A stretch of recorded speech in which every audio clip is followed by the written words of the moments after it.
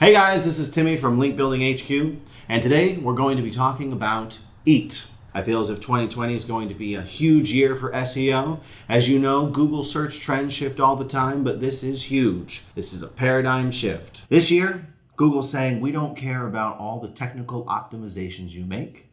If your content isn't good enough or doesn't match what users are really searching for, then your website's not going to rank. So what is EAT? I'm glad you asked. EAT, E-A-T, stands for expertise, authoritativeness, and trustworthiness. These are the three pillars that a website is supposed to have in order to be recognized and trusted by Google, and ultimately rank higher. The term EAT, E-A-T, is mentioned 186 times in Google's quality rating guidelines. 186. So it's pretty important. Some industry experts, like Brian Dean, have called EAT Domain Authority 2.0. As we all know, domain authority has been one of the most popular metrics in SEO, so calling it Domain Authority 2.0 really shows how seriously we should be taking it. So in this video, we're going to be talking about EAT in terms of its history, what each component of EAT means, and what you can do to improve your site's EAT. We're also going to be busting a few myths surrounding EAT as well, so stay tuned. A brief history of EAT. EAT was first introduced by Google in 2014 and was further emphasized in their search quality guidelines in 2018. In August 2018, we saw an update to Google's algorithm, which was later dubbed the Medic Update, because we saw it disproportionately affect the rankings of sites in the medical niche. But it also hit a lot of other niches apart from health, such as finance and personal safety. Google calls these sites your money or your life sites. And in this update, we really began to grasp how Google is using EAT to rank sites that it considers mission critical. Now, the question is, why did Google feel the need to introduce EAT? Well, Google has been moving more and more towards emphasizing search intent. That means they want to display results that satisfies the user's search query. Now, that's not just for any particular niche. It may have started with the your money or your life sites, but regardless of the type of search query, Google wants to show the results that satisfy you, the user. And that's great, right? I mean, that's the reason why we're searching for something in the first place. So with the 2018 Medic Update, Google wanted to make sure it was being responsible in showing you the results that could impact your money and finances or your health and well-being. Let's say you searched for, is this mole on my arm cancerous? Now, that's a serious search. You probably want to read an article written by a doctor, maybe an oncologist in this case. Or you at least want to visit a site like WebMD, where each article is vetted by a health professional. You don't want to hear Bob's blog, my journey through cancer.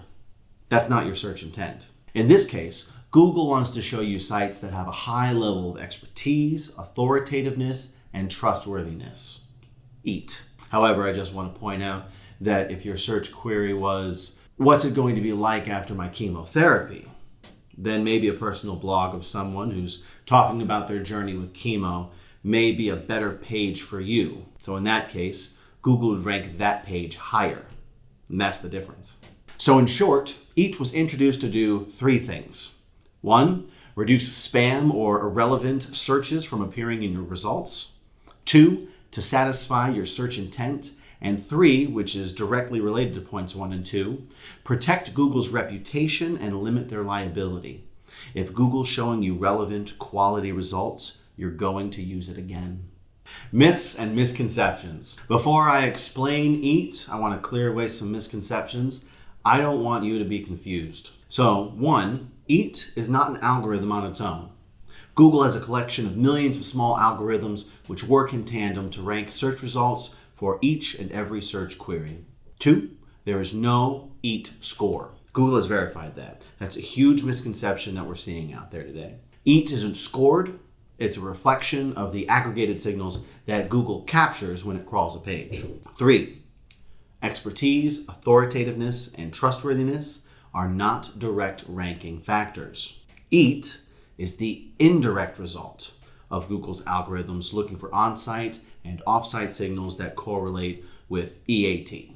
For example, a website with SSL will signal more trust to Google than a website that doesn't have an SSL. So Google uses a variety of signals as a proxy to tell if a site seems to have EAT: expertise, authoritativeness, and trustworthiness. Let's break down each one of them one by one and figure out how you can be a boss at them.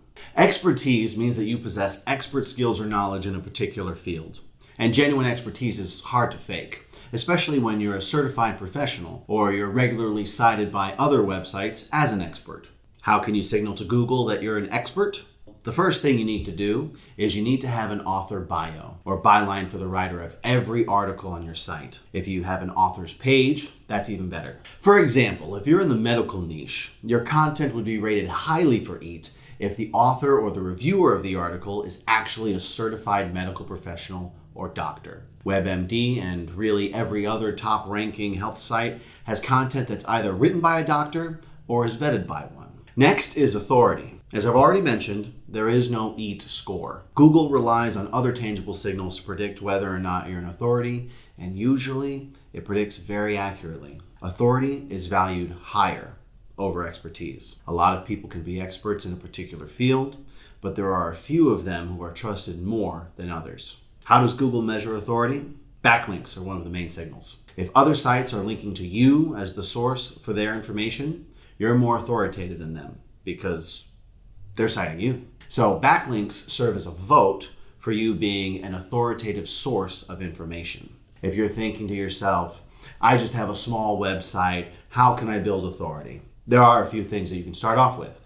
Create different or better content that others want to link to. You can do manual link building and outreaching. And you can backlink to direct sources on your own articles. For example, when you're searching for your own article, you will read other blogs. Instead of citing those blogs, see if they're citing sources like from a white paper and link directly to that source. You can even search on Google Scholar and find such papers for your own research. EAT may have started off from your money or your life sites, but now it's for every niche. So start building your EAT and especially your authority now. The more you wait, the more difficult it's going to be later on. Because guess what? Your competition already started building their authority yesterday. Finally, trust. So you can develop trust in a number of ways. The first thing is the on-site stuff you can do, like having a professional website, having content that's free of grammatical boo-boos, having contact details, phone numbers, a physical address, and an SSL on your website. And that's just to start you off. This is the minimum criteria, because if you're lacking any of that, it raises unnecessary questions. Like, hey, is this site legit? I don't know, I have a funny feeling about this. Why would you want to put yourself into that position? The next thing you can do is focus on the quality of your content to establish trust. If you're focusing on relevant topics and give insight into the same topic through multiple angles, you will establish trust for your brand. And the last thing you can do to build trust, and there's really no other way around this, is to keep at it. Consistency. The longer you keep doing this well, the more people will trust your site. You're going to get backlinks, social shares, repeat traffic, good word of mouth, and Google's algorithm will detect all of that. Well, that's all from me today. If you found this video useful, give it a like. And if you don't want to miss out on any of our great content coming up, be sure to subscribe and click on the notification bell. Stay up to date. Until next time.